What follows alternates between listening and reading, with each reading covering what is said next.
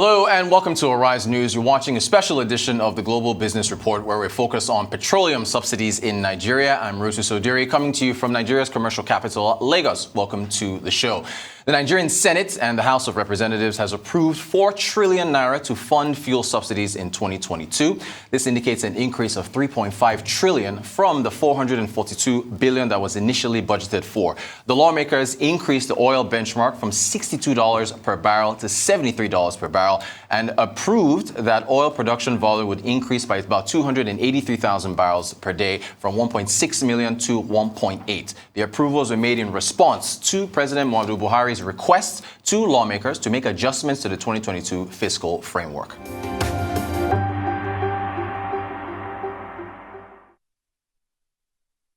All right, we've got a full panel here split between 2 states. Let's start from our Abuja studio. Marco Hernandez, lead economist for Nigeria for the World Bank. Here in Lagos, we have Audrey Joe-Ezigbo, who's a co-founder and deputy managing director of Falcon Corporation Limited, also immediate past president of the Nigerian Gas Association. Ronke Onadeko, who is a principal consultant, DRNL Consult Ltd, and Mr. Zakka, Bala, oil and gas analyst. Thank you so much to everybody for joining us on this special Easter Monday. We appreciate you taking the time to join us on Arise TV. Marco, I want to start with you, and we're going to go, this is around just to establish everybody's positions. Do you support subsidies? Yes or no? I know the World Bank, of course, released doing business unusual, which was in November of 2021. But again, Marco, starting with you, should subsidies be removed? Yes or no, and why?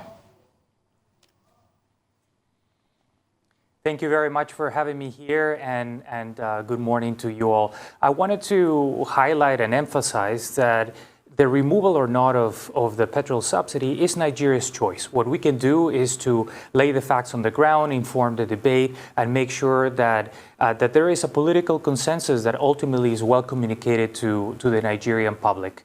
What we do see is the opportunities that are lost as a result of keeping the petrol subsidy in place. We know the fiscal burden of the subsidy is particularly large, and not only that it's large, but it has been increasing significantly during 2021 and 2022.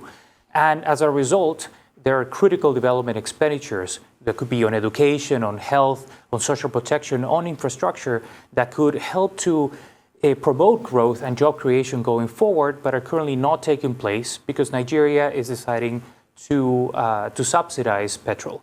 So what we put on the table right now are those opportunity costs, how a strategy could be played out so that there could be a reallocation of expenditure in a way that promotes not only more inclusive but also more sustained growth going forward.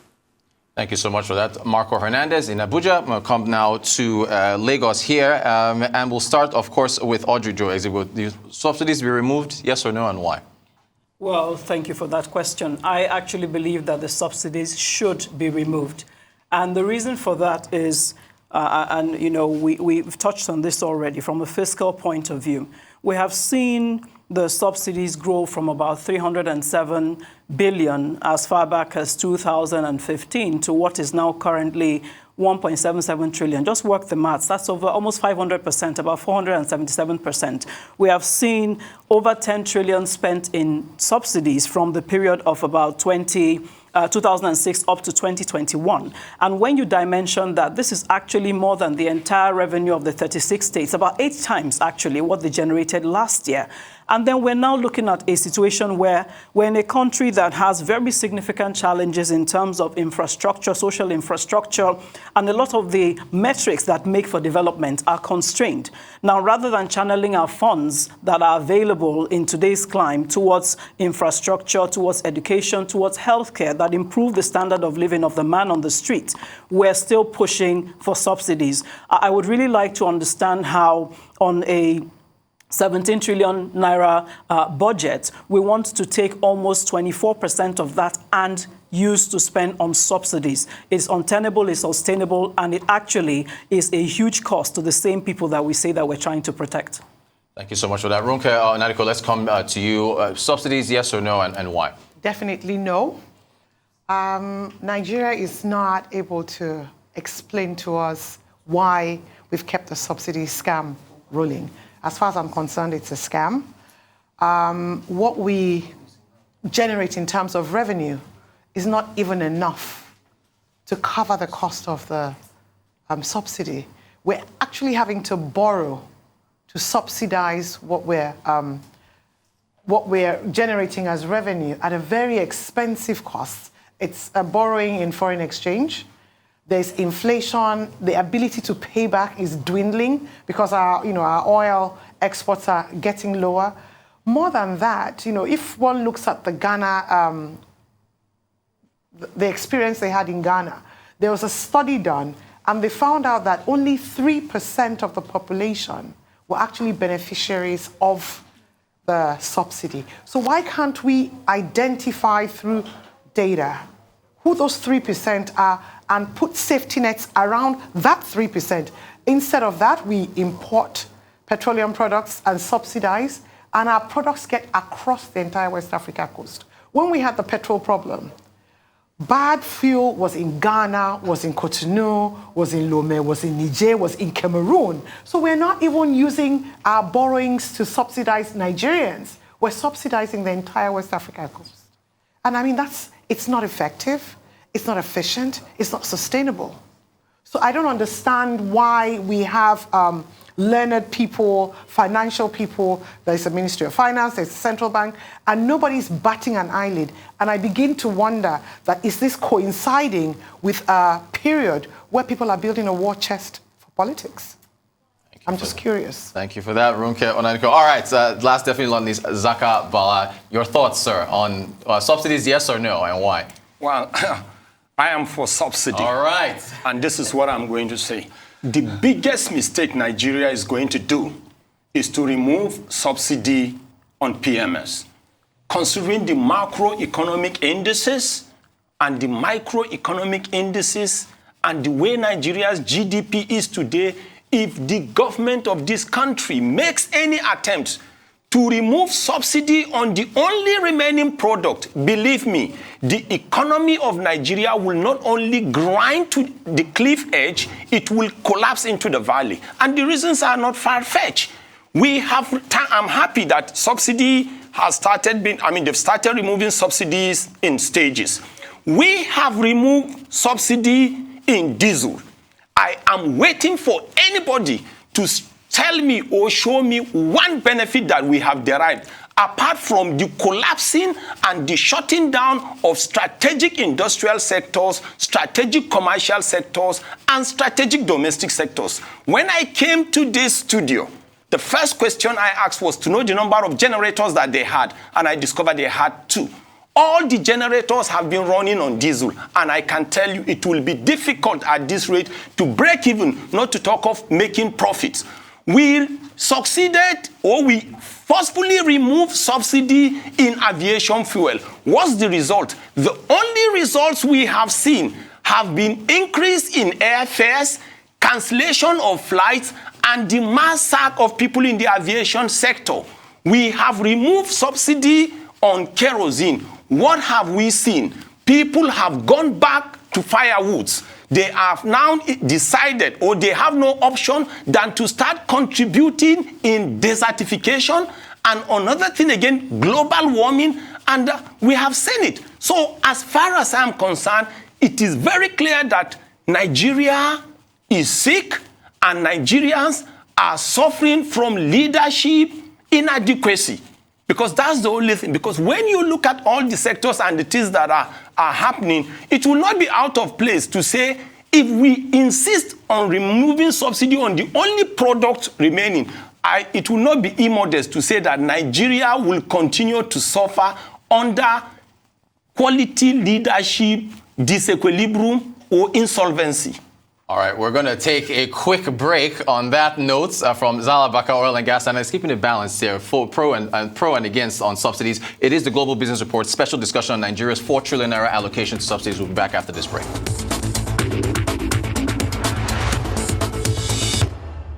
Welcome back to the Global Business Report on Arise News, our special discussion on Nigeria's 4 trillion naira allocation to subsidies for 2022. Gotten off to a very energetic start here with Zakka Bala, oil and gas analyst, defending the subsidies. We're supposed to go back to Marco Hernandez, but Ronke Onadeko, you have a response, so please go right ahead. So there are 4 things he mentioned that I just want to have a quick response to.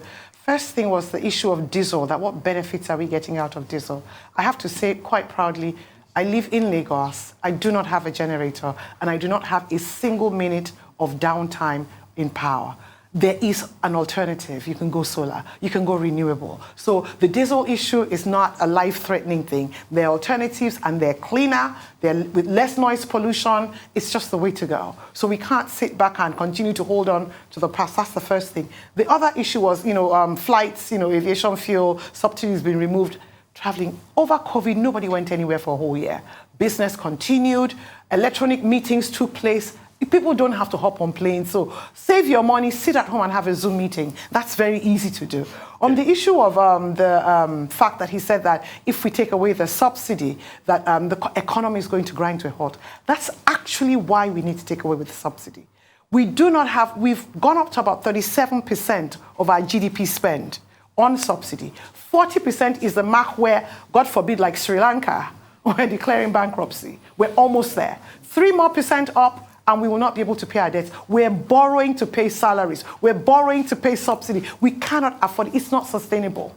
So that's another issue that Mr. Bala mentioned. Last but not the least is the fact that we've moved on from holding on to, there are 3% of people who will fall below the safety net. With data, you can figure out who those people are. You can put palliatives in place for those people. The people who benefit, 80% of the beneficiaries of the subsidy are people who can afford 2 or 3 times the amount. And then we don't need to go around with 4 cars each.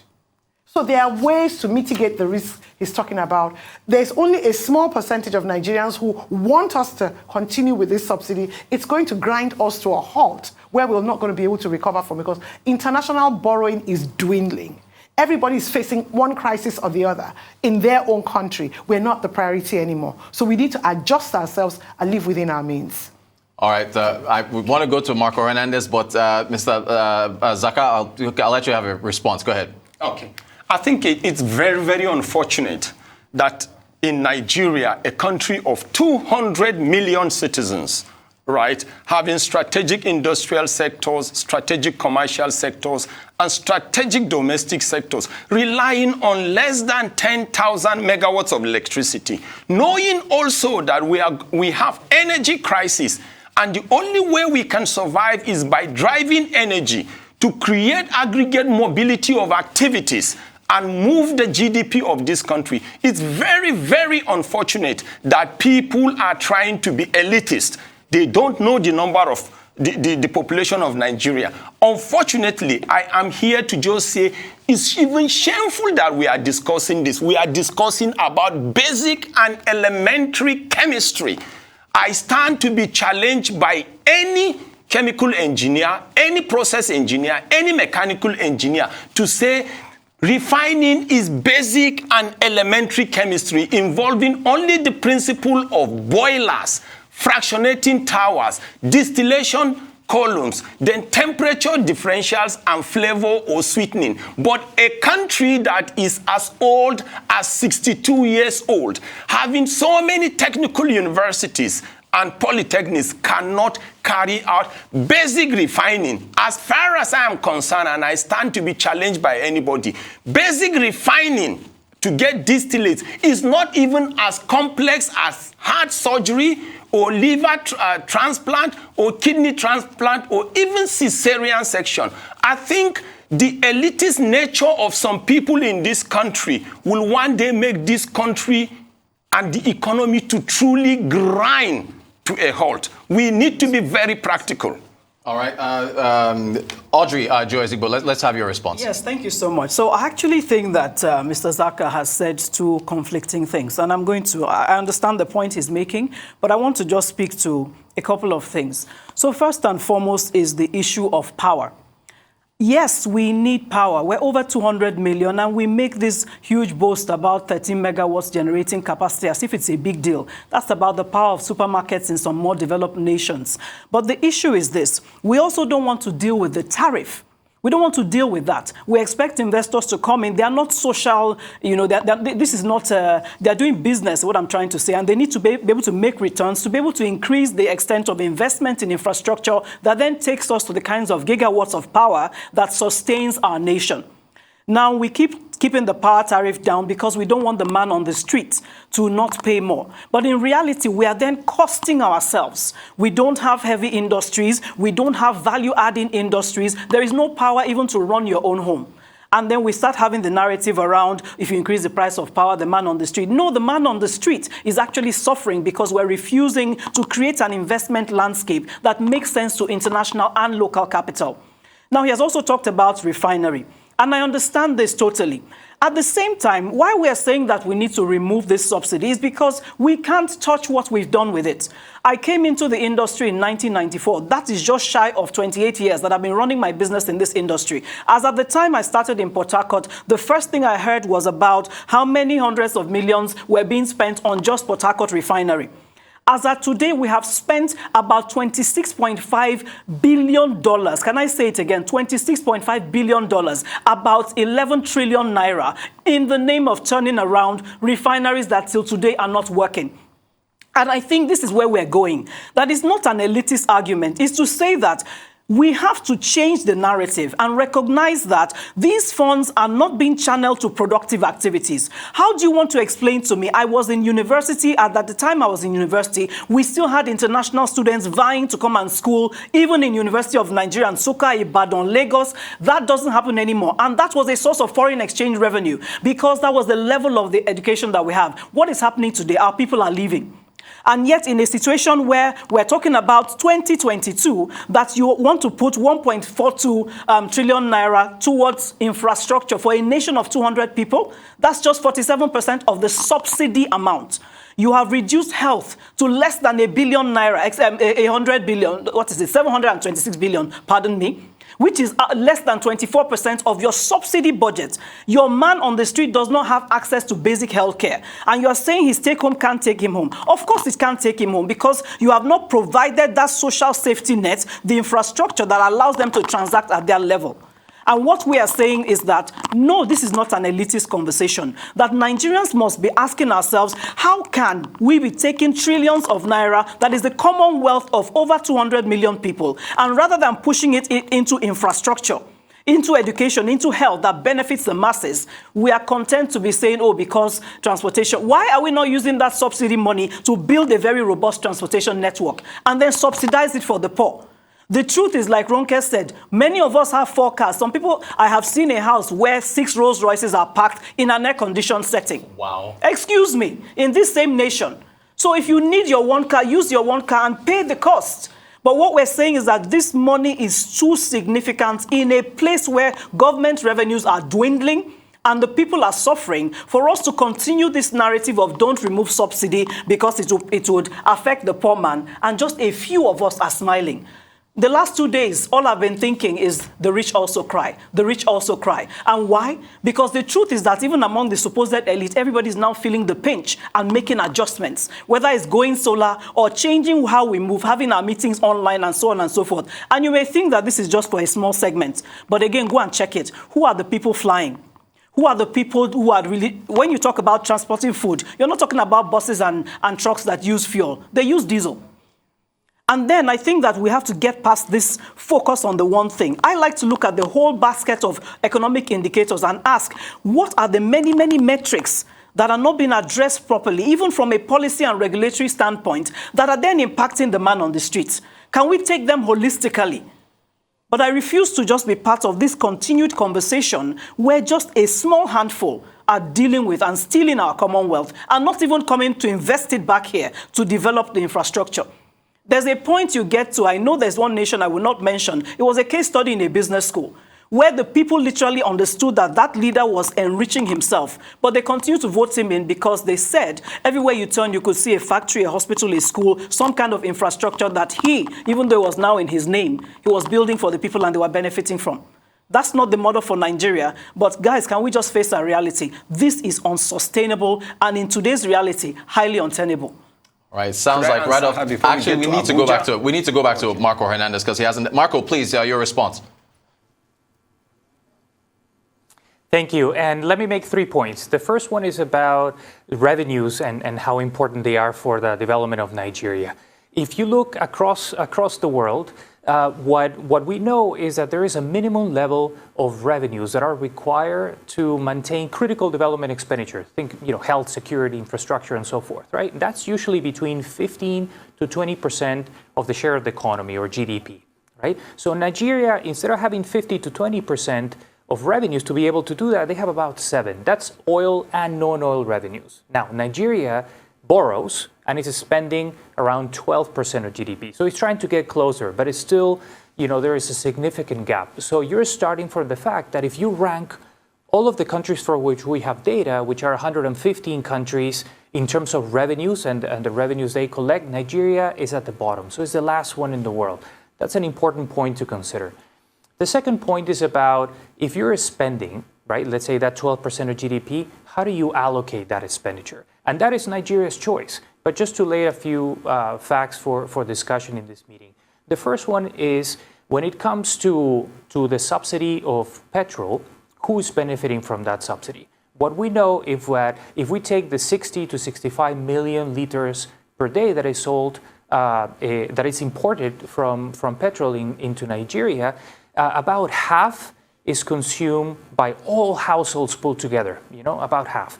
But only 3%, so, it's consumed by the bottom 40% of the income distribution. That means the poorest 40% of Nigeria only consume 3% of the total amount of petrol that is imported.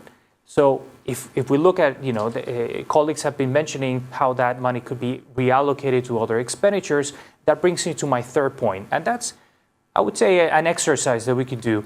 And if we take the 4 trillion nairas that are expected to be spent in 2022, 4 trillion nairas just for the petrol subsidy, think about it that if you spend conditional cash transfer, because of course, the poor and vulnerable are going to be suffering from higher prices and they're already suffering from high inflation. Let's imagine that you're spending around 5,000 nairas per family for around 20 million families in Nigeria. So, the average size of a family in Nigeria is about 5 people. So imagine that you could be providing cash transfer to half of the population, for around 600 billion nairas, right? So that's 600 billion. Then you spend at the local level on rural roads and other priority investments, right? Let's add another 500 to 600 billion nairas.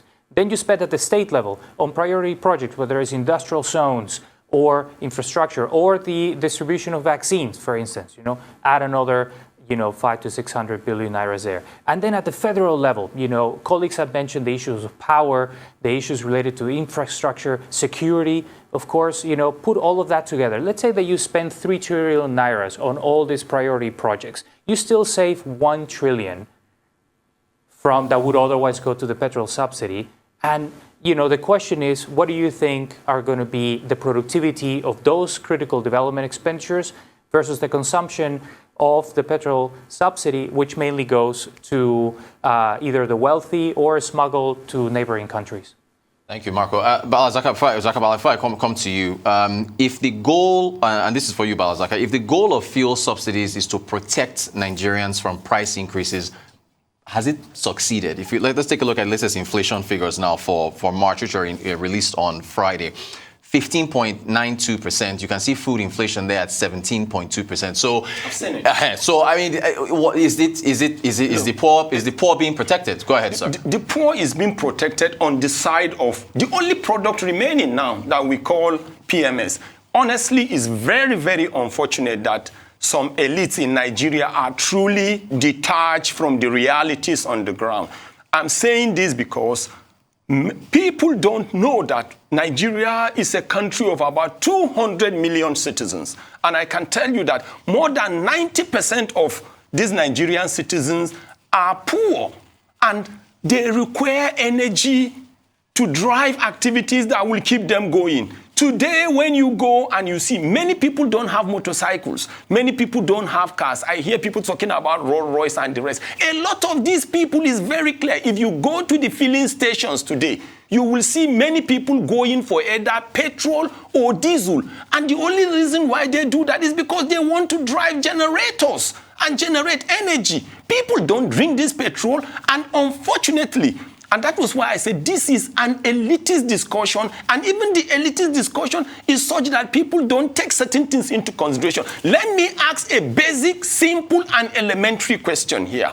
How can anybody in his right thinking senses deregulate the price of a product that has no substitute? You don't do that. If you were to have substitute to this petrol or diesel or kerosene, nobody will bother. And let me make it clear. I mean, if we were to have a substitute to petrol or diesel, nobody will be bothered. But as I speak, I know Hernandez may not hear what I'm going to say. I will use something local here. You cannot put ogogoro in the vehicle tank. You cannot put palm oil there. You cannot put zobo. And can I give a practical example of how subsidy removal works? As I speak right now, bottled water or drinking water is not subsidized. That simply means you can go to a particular hotel or a five-star hotel, buy a bottle of water at 2,000 naira. The same bottled water you can buy along the road at 100 naira. Why is it that Nigerians don't bother? Because I can get water from the well. I can get water from the borehole. I have alternatives of ways of getting water. But in the case of these refined petroleum products, you have no option. And people are talking about infrastructures. If you build a hospital and there is no energy, that 100-bed capacity hospital must be run on diesel or generator. And practically everybody is seeing what is happening in Nigeria today. Banks are shutting down, reducing working hours. Factories are shutting down, chasing people away. And somebody will be telling me that removal of subsidy in diesel is not killing Nigerians. Honestly, some elites are truly detached from what is happening or the realities in Nigeria. Well, Mr. Bala, the example with the water is being provided by private sector players. Yeah, so there's no, but with PMS. Can I answer that? Okay, go ahead. Can I answer that? All right. First of all, when you talk about water, whether it's private sector or not, you have alternative. But when I hear, and that was why I said it's an elitist argument, when I hear somebody talking to me about solar, talking to me about this and that, we are talking about the basics. And many people don't know that Nigeria is a very poor country. We are only rich in material resources. But Nigeria is not a wealthy country. There is a difference between being a wealthy country and being a rich country. We should be open to the realities of Nigeria. And Nigeria is a country of 200 million citizens. If state-owned refineries are working in Saudi Arabia, they are working in Malaysia, they are working in even troubled Libya, why can't they work in Nigeria? Okay, brilliant point. I'm glad you mentioned this refinery. I really need to bring this in now. Let's listen to Zainab Ahmed on state television, September 2020, talking about refineries. Let's quickly jump to that. What we're doing is enabling the petroleum sector to actually grow.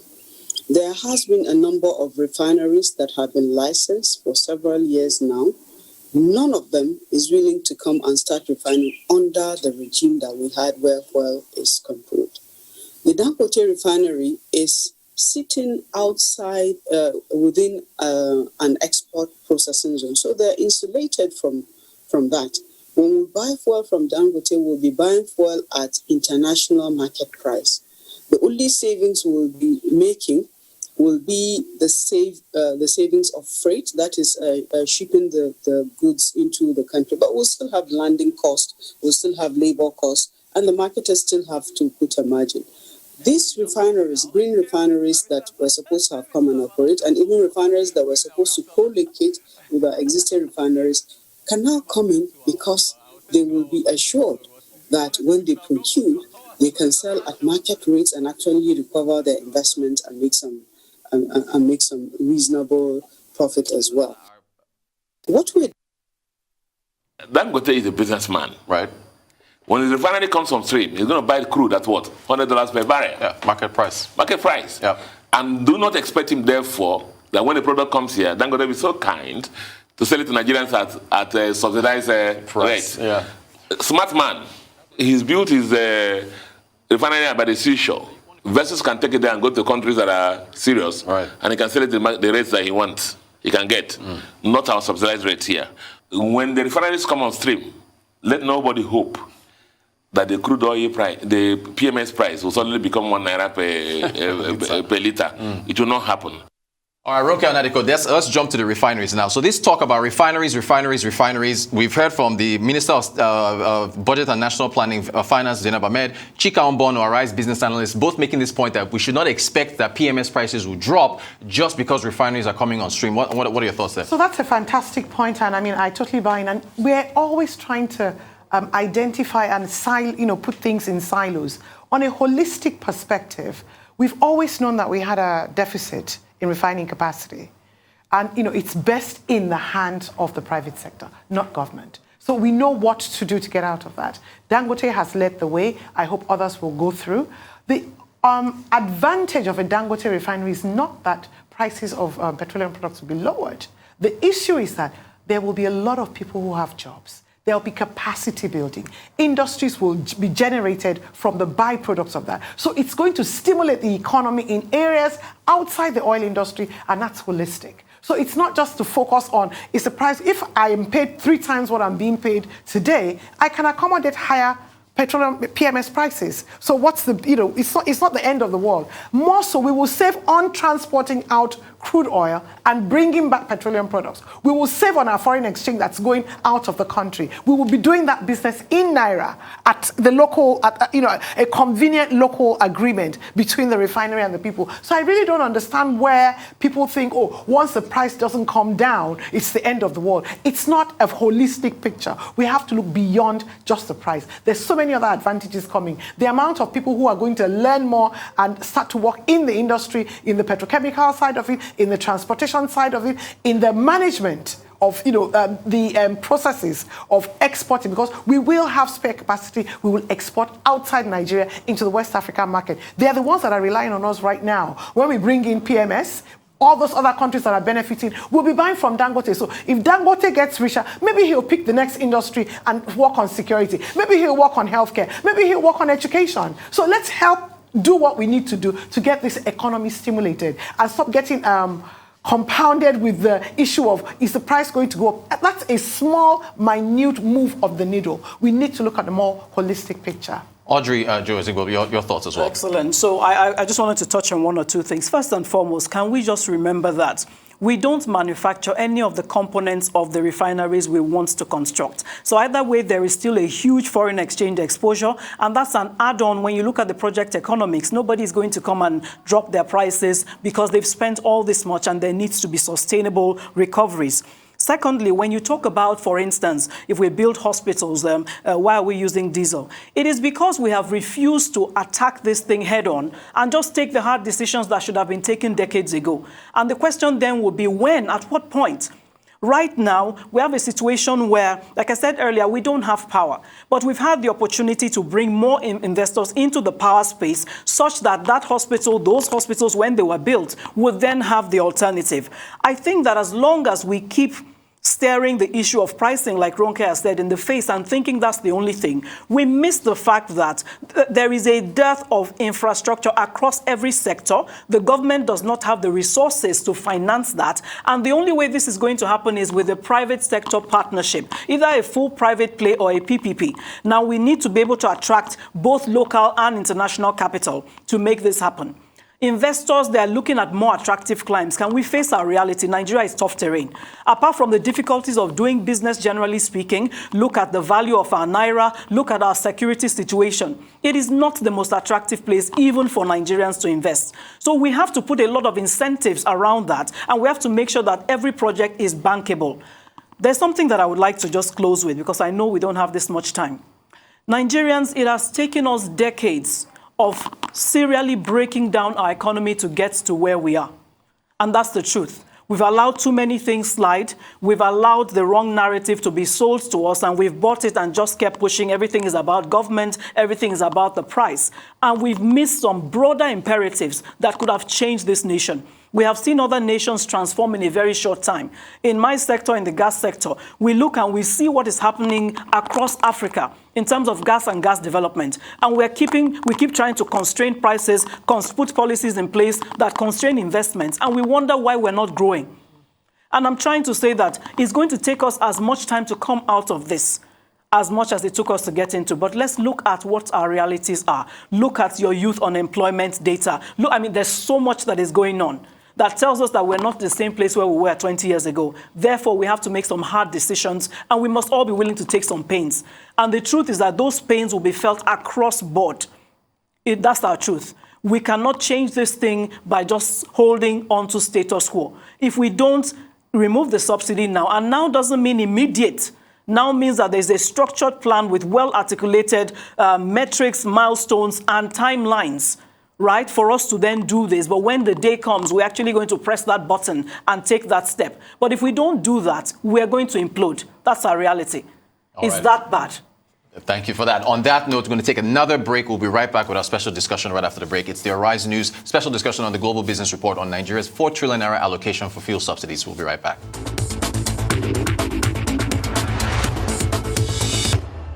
Welcome back to the Global Business Report on Arise News. We have our panel discussing Nigeria's 4 trillion naira allocation to subsidies. Zakka, oil and gas analyst, you wanted to quickly respond to the Minister of Finance on that clip we played on the refineries. Yeah, the reason why people are not coming in to invest in refineries is because of what we call business climate hostilities. They are experiencing the same thing. But let me tell you, I notice also some analysts will just be looking at one side of the prism. But in real sense, we need to look at the rainbow colors of the problems in the oil and gas industry. If somebody thinks it's because of subsidy, let anybody who thinks he or she practices in the upstream sector tell me why we cannot meet up with our OPEC quota. Let that person tell me, why is it that we cannot meet up with our production budget volume? There are 1,001 reasons why this country is not moving forward. And people are saying we cannot move forward because of corruption. As far as I'm concerned, corruption is an attitude. Corruption is a monster. Corruption is an attitude just like prostitution, armed robbery, drug abuse. If you want to move away from corruption, you can move away. Believe me, a country like the US has more crude oil reserve and gas than Nigeria, but they are not ready to export a barrel of crude oil. If China were to have the kind of crude oil and gas endowment that we have, China will not export a barrel. They will refine everything internally. And Nigeria is blessed with crude oil, we have condensate, and we have gas. But basic and elementary chemistry of simple refining is a problem.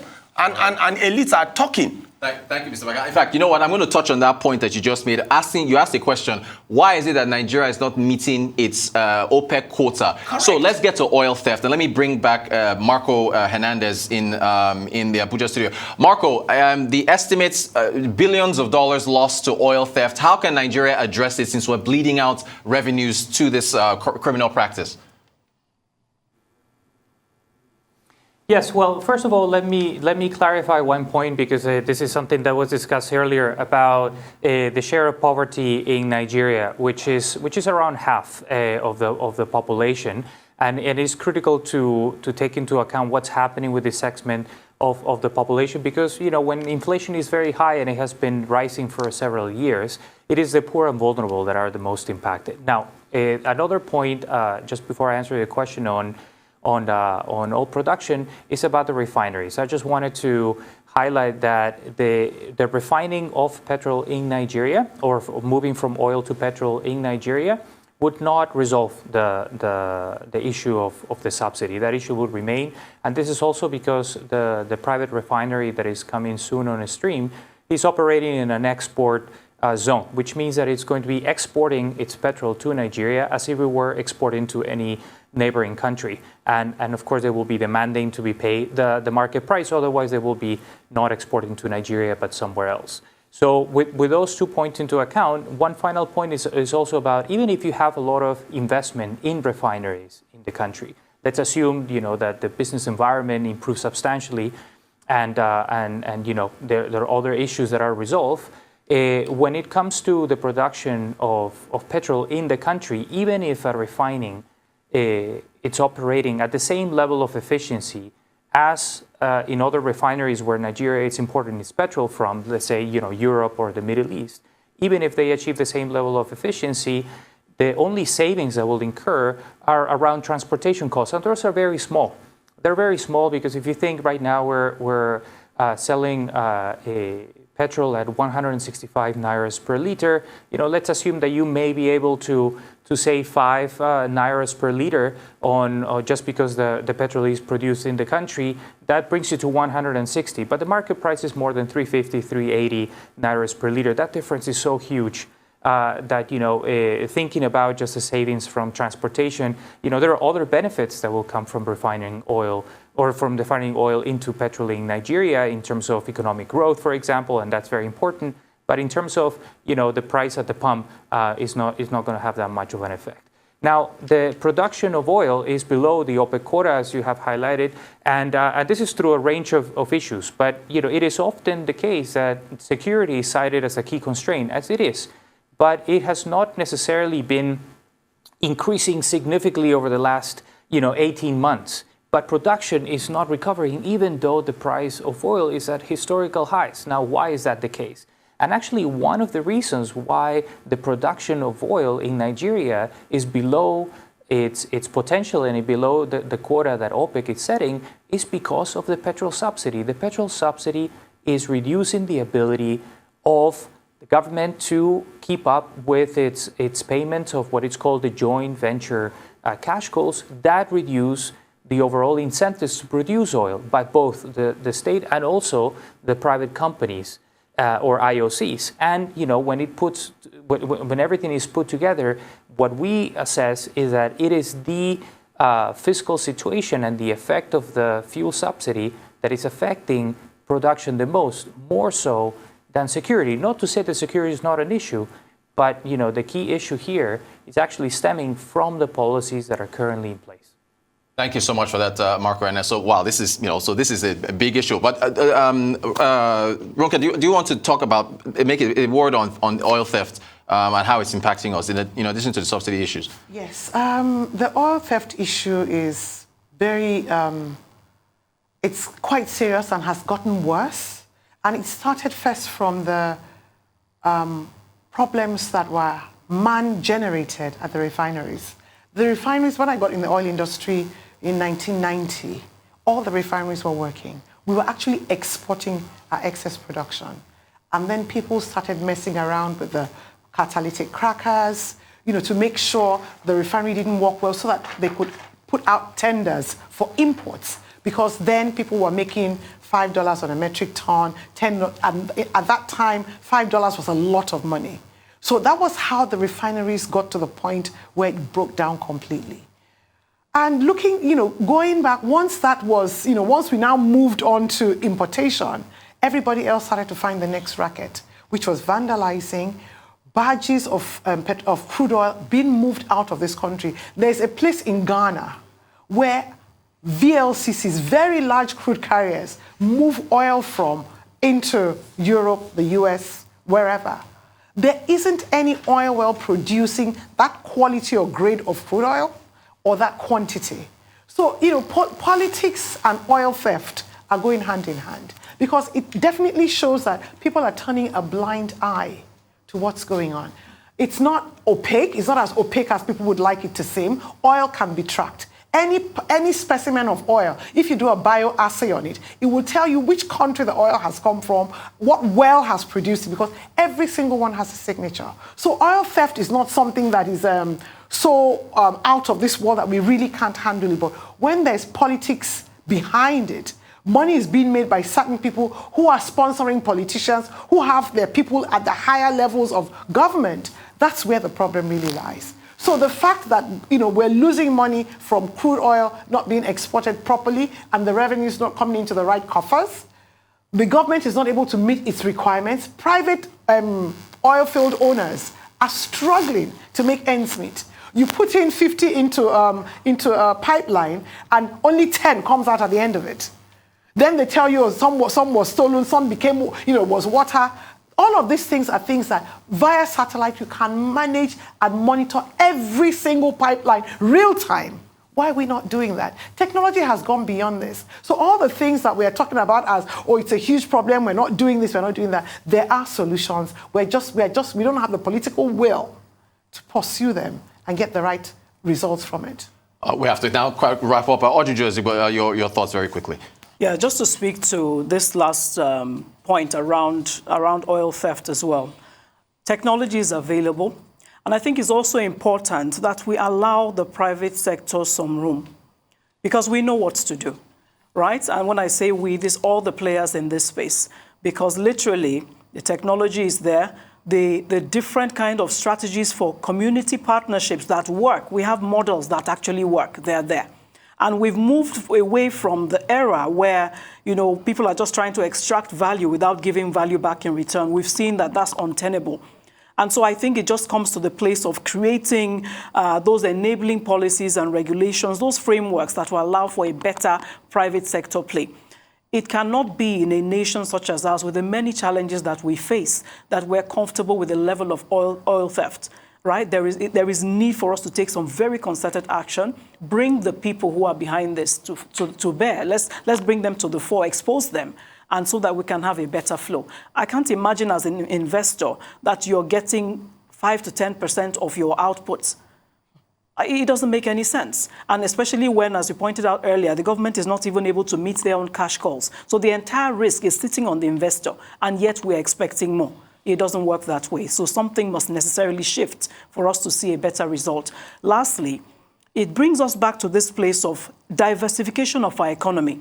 We've talked about it for so long, and the imperative becomes more real every single day, that oil cannot continue to be the mainstay of a nation like Nigeria that is so resource-rich from the north to the south to the east to the west. Thank you so much. Zakka, Bala, very quickly, your final thoughts. Very quickly. But first of all, I disagree with Hernandez. The reason why Nigeria is not able to meet up with her cash call responsibilities to her JV partners is not because of subsidy.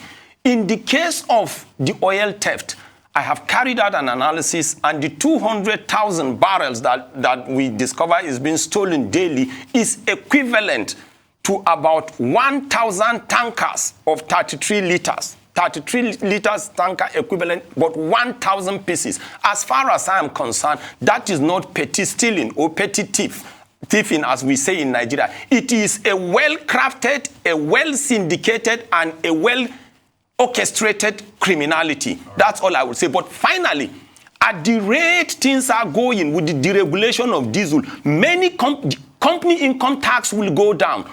Personal income tax will go down because individuals and corporate bodies are not going to be able to meet up with operating cost of energy. Thank you so much. Marco Hernandez, you got 30 seconds, your final point from you to wrap up. Thank you. Well, once again, just to emphasize that the issue of eliminated or not the petrol subsidy is for Nigeria to make. And there are consequences, of course, and opportunity costs that are associated to this action. We're recovering from a deadly pandemic, and just as the economy was recovering, now we have the war in Russia and Ukraine that is complicated things, not just in terms of the global outlook, but more importantly because it is adding inflationary pressures to a country that was already very vulnerable. Nigeria, we assess, was the most vulnerable Western and Central African country when it comes to high levels of inflation, the ratios that are associated to insecurity, what was the fiscal space available, and so on and so forth. So when it comes to this, once again, it's a question about is it what it's going to promote economic growth and job creation in the most sustainable way going forward or not? And we hope that the elites in this country and the ones that are making the decisions will come to a consensus and to communicate this to the public to make sure that it is an active choice and of course that it is a holistic plan to make sure that overall we ultimately see the potential that Nigeria has and for that potential to be realized. Thank you. you. My thanks to the entire panel. Can't go through everybody's names. You've all been great joining us on this Easter Monday. That's going to do it for the Global Business Report.